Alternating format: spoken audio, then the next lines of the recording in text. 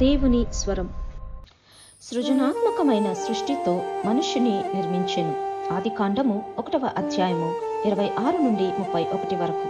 దేవుడు మన స్వరూపమందు మన పోలిక చొప్పున నరులను చేయుదము, వారు సముద్రపు చేపలను, ఆకాశ పక్షులను, పశువులను, సమస్త భూమిని, భూమి మీద ప్రాకు ప్రతి జంతువును ఏలుదురుగాకనియు పలికెను.